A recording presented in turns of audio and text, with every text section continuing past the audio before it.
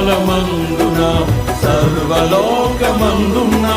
దీన జనాళి దీపముగా వెలుగుచున్నవాడా, ఆరాధింతు నిన్నే లోక రక్షకుడా, ఆనందింతు నీలో జీవితాంతము.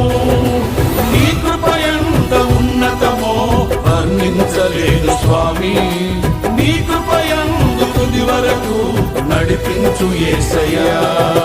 నా తోడు నీవుంటే అంతే చాలయ్యా, నా ముందు నీవుంటే భయమే లేదయ్యా.